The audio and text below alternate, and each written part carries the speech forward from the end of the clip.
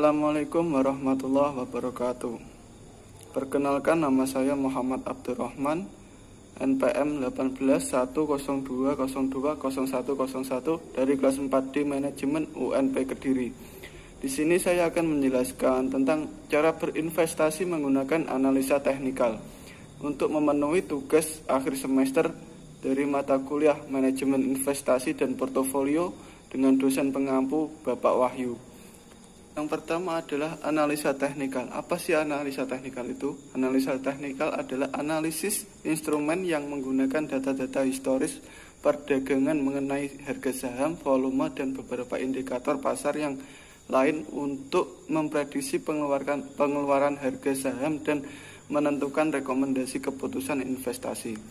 Selanjutnya ada software yang digunakan. Yang pertama, software online trading Forex biasanya menggunakan MetaTrader. Yang kedua ada software online trading saham, tiap broker menggunakan software yang berbeda. Terus yang ketiga ada menggunakan software khusus seperti Metastock atau Arni Broker.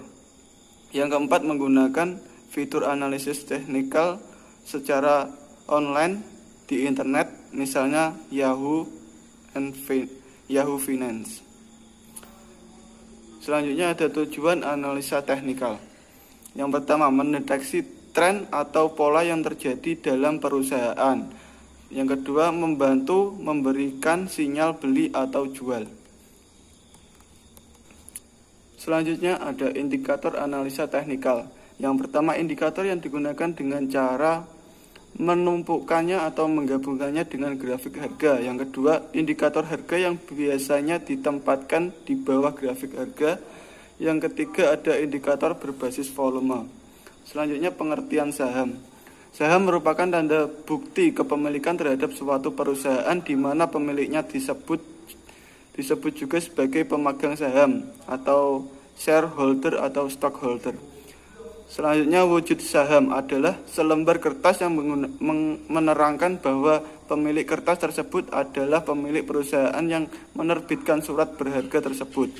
Yang ketiga, bukti bahwa seorang atau pihak dapat dianggap sebagai pemegang saham adalah mereka sudah tercatat sebagai pemegang saham adalah buku daftar pemegang saham atau DPS. Selanjutnya, jenis-jenis saham. Yang pertama, saham biasa. Pemegang saham biasanya memiliki kewajiban yang terbatas. Artinya jika perusahaan bangkrut, maka kerugian yang ditanggung adalah sebesar saham yang diinvestasikan. Yang kedua ada saham atas unjuk. Pada saham atas unjuk tidak tertulis nama pemiliknya agar mudah dipindahkan dari satu investor ke investor lainnya.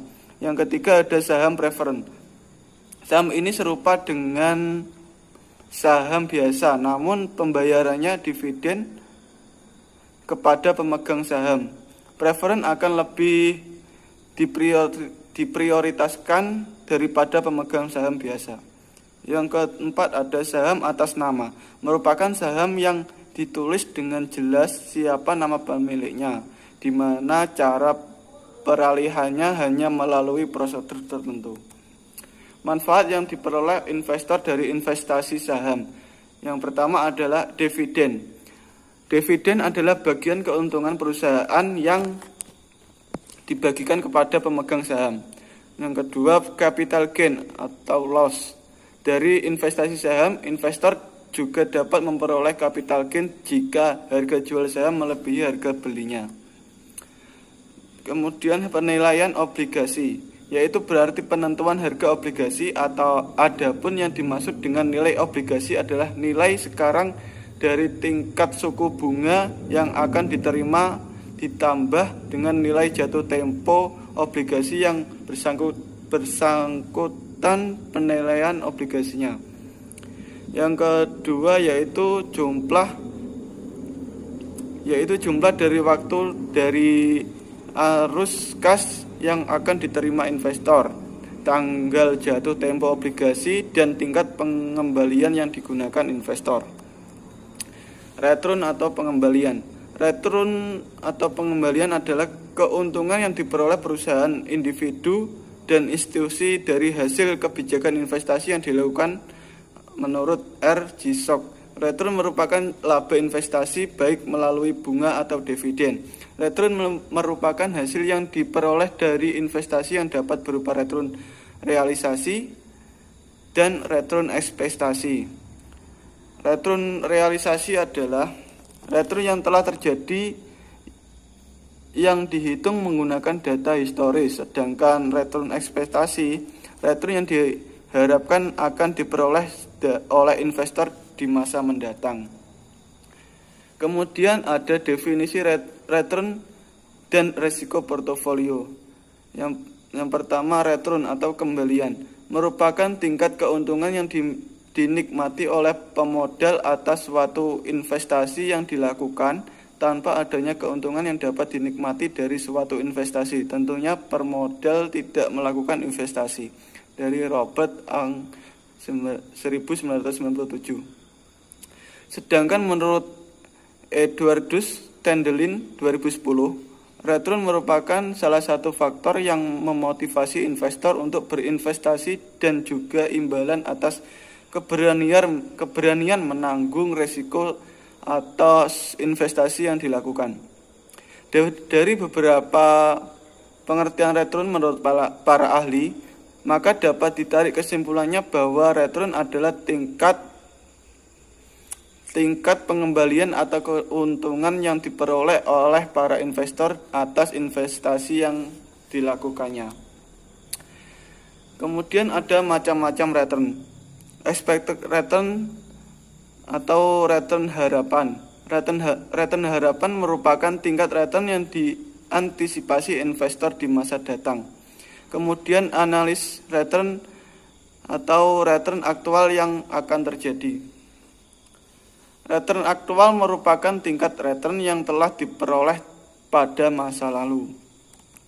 Kemudian analisis risiko portofolio. Dalam manajemen portofolio juga dikenal adanya konsep pengurangan risiko sebagai akibat penambahan sekuritas ke dalam portofolio. Konsep ini menyatakan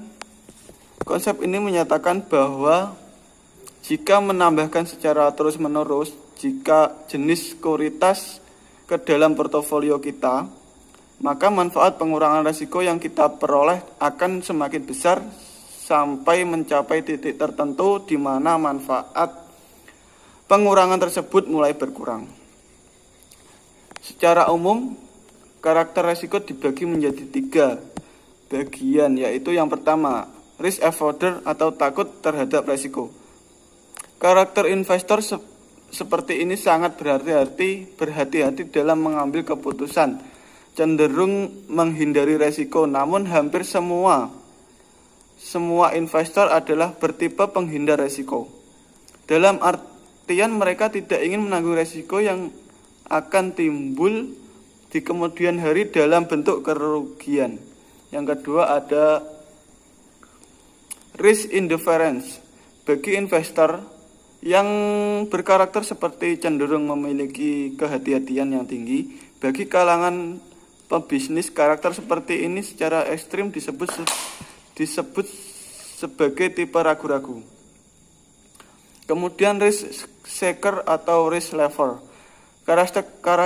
Karakteristik ini adalah tipe yang sangat suka pada risiko. Prinsip seperti ini sering begitu menonjol dan berpengaruh besar pada setiap keputusan yang diambil. Biasanya tipikal risk seeker ini terbiasa dengan spekulasi. Kemudian pengertian opsi. Opsi saham merupakan suatu kontrak pemberian hak, bukan kewajiban di mana adanya jaminan untuk membeli atau menjual suatu aset dari pihak pemegang opsi saham kepada pembeli opsi saham yang menjalankan haknya. Baik pembeli opsi saham dapat berupa hak membeli suatu aset dan hak untuk muncul aset kepada pemegang opsi saham dengan harga yang disepakati.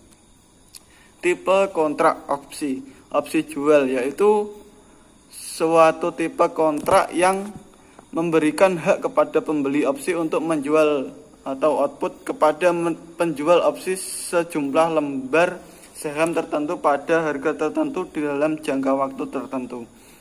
Kemudian opsi beli adalah suatu tipe kontrak yang memberikan hak kepada pembeli opsi untuk membeli atau call dari penjual opsi sejumlah lembar saham tertentu pada harga suatu harga tertentu dalam jangka waktu tertentu. Kemudian capital asset pricing model atau CAMP. Menurut William S. Sharpe et al., capital asset pricing model atau CAPM merupakan model penetapan harga aktiva equilibrium yang menyatakan bahwa ekspektasi return atas sekuritas tertentu adalah fungsi linear positif dan sensitivitas sekuritas terhadap perubahan return portofolio pasarnya. Kemudian arbitrage pricing teori APT merupakan model alternatif untuk menentukan harga saham yang sepenuhnya berdasarkan konsep arbitrase, sehingga disebut teori penetapan harga arbitrage secara sederhana. Arbitrage berarti pembelian dan penjualan saham yang berkarakteristik sama pada pasar yang berbeda, menurut Fabozzi F.G. pada tahun 1999. Kemudian ada pasar efisien. Bagaimana suatu pasar bereaksi terhadap informasi yang mencapai harga keseimbangan yang baru merupakan hal yang penting. Jika pasar bereaksi dengan cepat dan akurat untuk mencapai harga keseimbangan baru yang sepenuhnya mencerminkan informasi yang tersedia, maka kondisi pasar seperti itu disebut pasar efisien menurut Hartono 2003. Kemudian pasar tidak efisien. Pasar dapat menjadi tidak efisien jika kondisi berikut ini terjadi. Yang pertama terdapat jumlah kecil pelaku pasar yang dapat mempengaruhi harga dan sekuritas. Yang kedua, harga dari informasi adalah mahal dan terdapat akses tidak seragam antara pelaku pasar dan satu dengan yang lainnya terhadap suatu informasi yang sama. Kemudian ada informasi yang disebarkan dapat diprediksi dengan baik oleh sebagian pelaku pasar. Yang keempat ada investor adalah individual yang lugas atau naive investor dan tidak canggih. Selanjutnya ada pengertian dari industri dan ekonomi industri. Yang pertama, pengertian dari industri. Yang dimaksud dengan industri adalah seluruh bentuk kegiatan ekonomi yang mengolah bahan baku dan memanfaatkan sumber industri sehingga menghasilkan barang yang mempunyai nilai tambah atau manfaat lebih tinggi. Kemudian pengertian ekonomi industri. Menurut Stigler 1968 menyatakan bahwa ekonomika industri adalah suatu studi yang bertujuan untuk memberikan pemahaman tentang struktur dan perilaku industri dalam perekonomian, khususnya mencakup struktur perusahaan dan faktor-faktor yang mempengaruhinya. Kemudian pentingnya ekonomi industri.